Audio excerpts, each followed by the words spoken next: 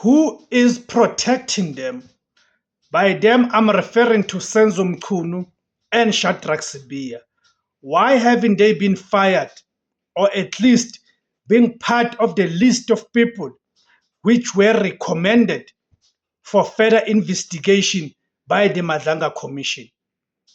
The Madlanga Commission, in its preliminary report, which was released, or rather which was handed over to President Cyril Ramaphosa on the 17th of December, chief amongst the recommendations that were contained in that preliminary report, it was a list of names of people that are supposed to be investigated further.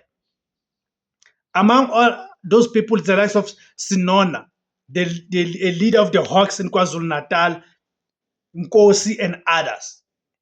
But there's a serious omission, which is Shadrack Sibiya and Senzo Mchunu. And the argument that Sibiya and Mchunu, by the time of the preliminary report, had not yet appeared before the Madlanga Commission, therefore that's the reason they are excluded from that list, cannot hold, because at the time of the releasing of that report, both Sinona and Nkosi, who famously became Witness F, had not yet appeared before the Madlanga Commission, but nonetheless, they were included in the list of people that needs to be investigated further. And we know, of course, Ramaphosa has gone on to establish a task team that will be led by the National Police Commissioner, General Fani Masemula, to investigate these people. So why is Sibiya and Mchunu not there? It's a question that we need to ask, and ask who's protecting these two men. The great wall of silence. In high-stakes world of the Madlanga Commission, two names have become synonymous with the word untouchable: Senzo Mchunu and Shadrack Sibiya, right? While the public watches the daily drama of testimonies and cross-examinations, a darker question looms over the proceedings at the Madlanga Commission. Who is actually protecting them? Despite explosive allegations of protecting criminal syndicates, disbanding elite units such as the Polkal Killing Task Team, and leaking confidential audits, both men, Sibiya and Mchunu, remained at the peak of the security cluster. Is this a case of a political cover-up, or are we witnessing a factional war where the truth is just a casualty? Because that's what happens in factional wars. In a factional war, the truth becomes a casualty. The docket disappearance, the 121 mystery. The most damning allegations involves the Polkal Killing Task Team, the PKTT, in the province of KwaZulu-Natal. In late 2024, the police minister, Senzo Mchunu, issued a directive to immediately shut down the unit. Shadrack Sibiya was the man who carried out that order. There is also the missing files. The KwaZulu-Natal Police Commissioner, Lieutenant General Nhlanhla Mkhwanazi, testified that during this process, 121 case dockets, many involving high-profile political matters, were seized and moved to Pretoria, the headquarters of the South African Police Service. The bus moment.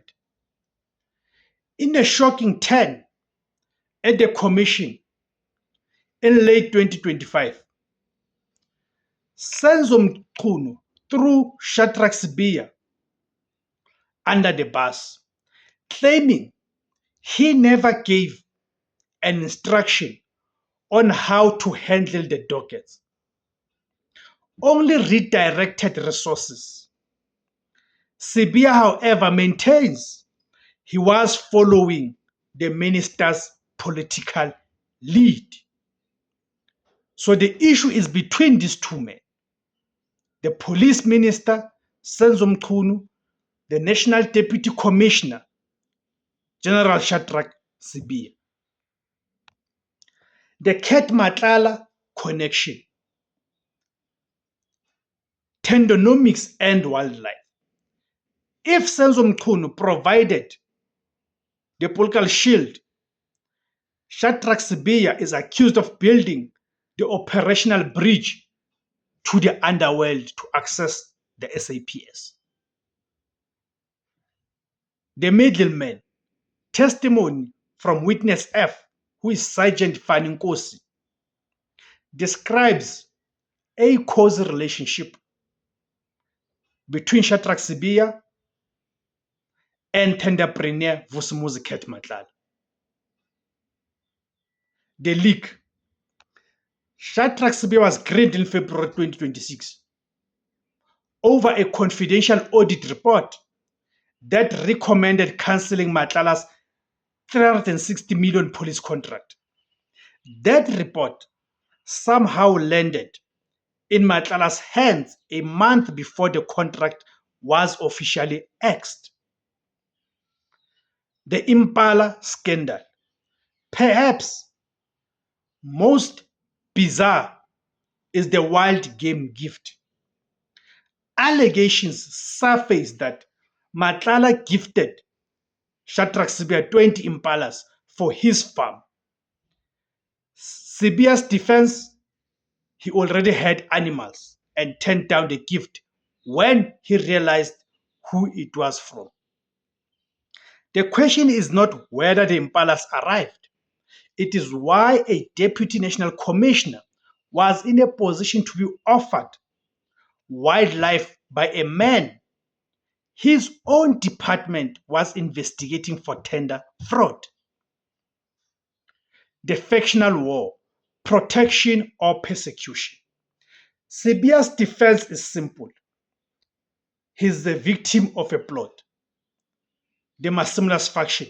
Shadrack Sibiya claims he is being targeted by the National Commissioner Fanny Masemola and KwaZulu-Natal Police Commissioner Lieutenant General Nhlanhla Mkhwanazi because he was the front runner to take over as National Commissioner. The GNU Shield. Some analysts argue that Mchunu was protected by the Government of National Unity's need for stability. To fire a minister of police during a coalition honeymoon would have been a political earthquake, argues some of the analysts. The syndicate hand, the most terrifying theory that neither the state nor the parties are protecting them, but rather the equivalent syndicate, a shadow force of rogue cops and businessmen who need Sibiya and Mchunu to stay in the system to keep the protection rackets alive. In conclusion, the finality of the stand.